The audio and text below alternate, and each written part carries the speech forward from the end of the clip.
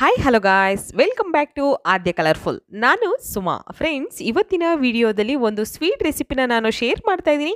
Sweet ರವಾ laddu. So ಬಾಯಲ್ಲಿಟ್ಟರೆ ಕರಗುವಂಥ soft ರವೆ ಉಂಡೆಗಳನ್ನು ಹೇಗೆ ಮಾಡ್ಕೊಳ್ಳೋದು ಅಂತ ಇವತ್ತಿನ ವಿಡಿಯೋದಲ್ಲಿ ನಾನು ತಿಳಿಸ್ಕೊಡ್ತಾ ಇದ್ದೀನಿ. ಖಂಡಿತವಾಗ್ಲೂ ಒಂದ್ಸಲ ಈ ಥರ ನೀವು ರವೆ ಉಂಡೆನ ಮಾಡಿ. ಓಕೆ, ಇವಾಗ ಒಂದು ಪ್ಯಾನಿಗೆ ನಾನು ಇಲ್ಲಿ ಒಂದು ಅರ್ಧ ಕೆ ಜಿ ಆಗುವಷ್ಟು ನಾನು ರವೆ ತೊಗೊಂಡಿದ್ದೀನಿ. ಸೊ ಈ ರವೆನ ನಾವು 5 ನಿಮಿಷದವರೆಗೂ ಫ್ರೈ ಮಾಡ್ಕೊಳ್ಳೋಣ.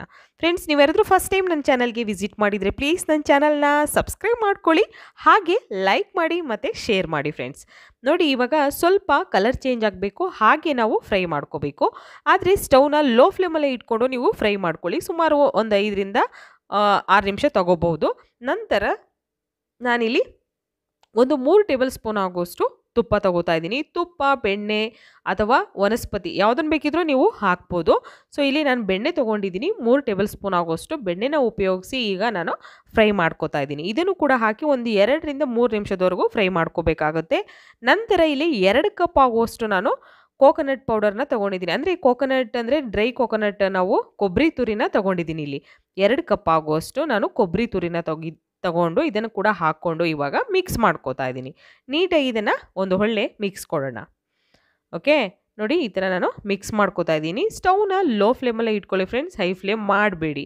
ಓಕೆ, ತುಂಬಾ ಈಸಿಯಾಗಿ ನೀವು ಬಾಯಲ್ಲಿಟ್ಟರೆ ಕರಗುವಂಥ ಸಾಫ್ಟ್ ರವೆ ಉಂಡೆನ ಹೀಗೆ ಒಮ್ಮೆ ತಯಾರಿಸಿ ನೋಡಿ. ಖಂಡಿತವಾಗ್ಲೂ ನಿಮಗೆಲ್ಲರಿಗೂ ತುಂಬಾ ಇಷ್ಟ ಆಗುತ್ತೆ. ಎಲ್ಲರೂ ಕೂಡ ರವೆ ಉಂಡೆನ ಮನೇಲಿ ಮಾಡಿರ್ತೀರ. ಬಟ್ ಕೆಲವ್ರಿಗೆ ರವೆ ಉಂಡೆ ಮಾಡಿದಾಗ ತುಂಬ ಗಟ್ಟಿಯಾಗಿರುತ್ತೆ, ಅದು ತಿನ್ನೋದಕ್ಕೂ ಆಗೋದಿಲ್ಲ, ಅಷ್ಟು ಒಂದು ಸಾಫ್ಟ್ನೆಸ್ ಇರೋದಿಲ್ಲ, ಹಾಗಾಗುತ್ತೆ.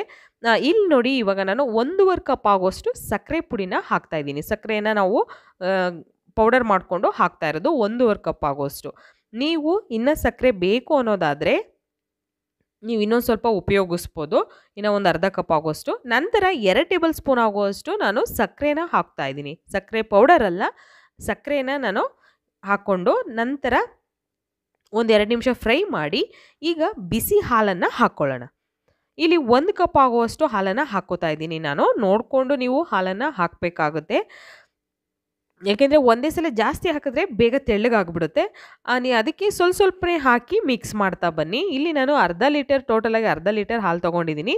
ಸೊ ನೋಡಿಕೊಂಡು ಇಲ್ಲಿ ಹಾಲನ್ನು ಉಪಯೋಗಿಸ್ತಾ ಇದ್ದೀನಿ. ನಂತರ ಒಂದು ಅರ್ಧ ಕಪ್ ಆಗೋಷ್ಟು ಹಾಲನ್ನು ಹಾಕಿ ಅಲ್ಲಿಗೆ ಟೋಟಲಾಗಿ 1.5 ಕಪ್ ಹಾಲು ನನಗೆ ಬೇಕಾಗೋಯಿತು. ಅದನ್ನು ಮಿಕ್ಸ್ ಮಾಡಿ ನಂತರ ಇಲ್ಲಿ ನಾನು ತುಪ್ಪದಲ್ಲಿ ಕರೆದಿರೋಂತಹ ಡ್ರೈ ಫ್ರೂಟ್ಸನ್ನು ಹಾಕ್ತಾಯಿದ್ದೀನಿ. ಗೋಡಂಬಿ ಮತ್ತು ಇಲ್ಲಿ ದ್ರಾಕ್ಷಿ ತೊಗೊಂಡಿದ್ದೀನಿ. ಸೊ ನೀವು ಬಾದಾಮಿ ಕೂಡ ಬೇಕು ಅಂದರೆ ಹಾಕ್ಕೋಬಹುದು. ಈಗ ಚೆನ್ನಾಗಿ ಇದನ್ನು ಮಿಕ್ಸ್ ಮಾಡ್ಕೊಳ್ಳೋಣ. ಈಗ ಸ್ಟವ್ವಿಂದ ಇದನ್ನು ಕೆಳಗಿಳಿಸಿದ್ದೀನಿ ಫ್ರೆಂಡ್ಸ್. ಓಕೆ, ಇಷ್ಟೊತ್ತು ನಾವು ಮಾಡಿರೋದು ಸ್ಟವ್ ಮೇಲೆ ಇಟ್ಕೊಂಡೇ ಎಲ್ಲದನ್ನು ಪ್ರೊಸೀಜರ್ ಮಾಡಿದ್ದೀವಿ. ನಂತರ ಈಗ ಸ್ವಲ್ಪ ತಣ್ಣಗಾಗೋದಕ್ಕೆ ಇದನ್ನು ಬಿಡೋಣ. ನಾವು ಮುಟ್ಟಿದ್ರೆ ಸ್ವಲ್ಪ ಕೈಗೆ ಸುಡುತ್ತೆ ಅನ್ನೋ ಥರ ಇರಬೇಕಷ್ಟೇ. ಜಾಸ್ತಿ ಅದು ತಣ್ಣಗಾದ್ಮೇಲೆ ಕೂಡ ಉಂಡೆಗಳನ್ನು ಕಟ್ಟಕ್ಕೆ ಹೋಗಬೇಡಿ, ಯಾಕೆಂದರೆ ಸಾಫ್ಟಾಗಿ ಬರಲ್ಲ ನಿಮಗೆ ಅಷ್ಟು. ಅದು ಬೇಗನೆ ರವೆ ಇರೋದ್ರಿಂದ ಅದು ಬೇಗನೆ ನೀರಿನಂಶ, ಹಾಲಿನಂಶ ಇರುತ್ತಲ್ಲ, ಅದು ಹೀರ್ಕೊಂಡ್ಬಿಡುತ್ತೆ. ಸೊ ಹಾಗಾಗಿ ಸ್ವಲ್ಪ ಬಿಸಿ ಇದ್ದೆ ಅಂದಾಗಲೇ ನೀವು ಈ ರವೆ ಉಂಡೆನ ಕಟ್ಕೋಬೇಕಾಗುತ್ತೆ. ಸೊ ನೋಡ್ಬೋದು ಈಗ ಎಷ್ಟು ಸಾಫ್ಟಾಗಿ ನಾನು ಉಂಡೆನ ಕಟ್ತಾ ಇದ್ದೀನಿ, ಎಷ್ಟು ಚೆನ್ನಾಗಿ ಬರ್ತಾ ಇದೆ ಅಂತ ಕೂಡ ನೀವು ನೋಡ್ಕೋಬಹುದು. ಇಲ್ಲಿ ತುಂಬಾ ಈಸಿಯಾಗಿ ನೀವು ಇಷ್ಟು ಬಾಯಲ್ಲಿಟ್ಟರೆ ಕರಗುವಂಥ ಒಂದು ಸಾಫ್ಟ್ ರವೆ ಉಂಡೆನ ಒಮ್ಮೆ ಹೀಗೆ ತಯಾರಿಸಿ ನೋಡಿ ಫ್ರೆಂಡ್ಸ್. ನೋಡಿ, ಇವಾಗ ಉಂಡೆಗಳನ್ನು ಈ ಥರ ನಾನು ಕಟ್ಕೊಂಡು ಅದನ್ನು ಫಸ್ಟು ಈ ಥರ ಕಟ್ಟಿ ಇಟ್ಕೊಳ್ಳಿ ಎಲ್ಲದನ್ನು ಕೂಡ. ಇದು ಮೇನು, ಅಲ್ಲಿ ನಾವು ಉಂಡೆಗಳನ್ನು ಕಟ್ಟೋದು ತುಂಬಾ ಇಂಪಾರ್ಟೆಂಟ್ ಆಗಿರುತ್ತೆ ಫ್ರೆಂಡ್ಸ್, ಹೇಗೆ ನಾವು ಕಟ್ತೀವಿ ಅನ್ನೋದು. ಸೊ ಒಂದೇ ಕೈಲಿ ಈ ಥರ ಕಟ್ಟಿ ನೀವು ಫಸ್ಟು ಒಂದು ಪಾತ್ರೆಯಲ್ಲಿ ಎಲ್ಲದನ್ನು ಸ್ಟೋರ್ ಮಾಡಿ, ಈ ಥರ ದ್ರಾಕ್ಷಿ, ಗೋಡಂಬಿ, ನಾನು ಡ್ರೈ ಫ್ರೂಟ್ಸ್ ಹಾಕಿರೋದು. ಸೊ ನೋಡಿ, ಇವಾಗ ಸೂಜಿ ಲಡ್ಡು ಎಷ್ಟೊಂದು ಕೂಡ ನಾನು ಮಾಡಿ ಒಂದೇ ಸಲ ಇಟ್ಟಿದ್ದೀನಿ.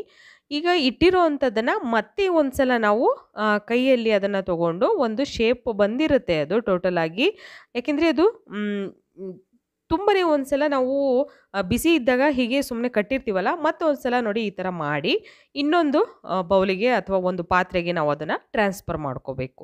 ಫ್ರೆಂಡ್ಸ್, ಖಂಡಿತವಾಗ್ಲೂ ಈ ಥರ ನೀವು ಪ್ರೊಸೀಜರ್ನ ಫಾಲೋ ಮಾಡಿದ್ರೆ ತುಂಬಾ ಸಾಫ್ಟ್ ಆಗಿರೋವಂಥ ರವೆ ಉಂಡೆಗಳನ್ನು ಮಾಡ್ಬೋದು. ಇದನ್ನು ನೀವು 15ರಿಂದ 1 ತಿಂಗಳುಗಳ ಕಾಲವರೆಗೂ ಕೂಡ ನೀವು ಇದನ್ನು ಸ್ಟೋರ್ ಮಾಡಿ ನೀವು ಇಟ್ಕೊಂಡು ತಿನ್ಬೋದು. ಯಾವುದೇ ಕಾರಣಕ್ಕೂ ಇದು ಕೆಡೋದಿಲ್ಲ.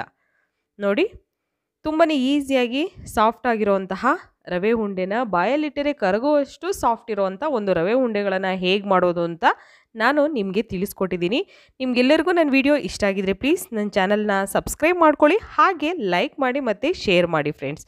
ಓಕೆ, ನಾನು ಇವತ್ತಿನ ವಿಡಿಯೋನ ಇಲ್ಲಿಗೆ ಮುಗಿಸ್ತಾ ಇದ್ದೀನಿ.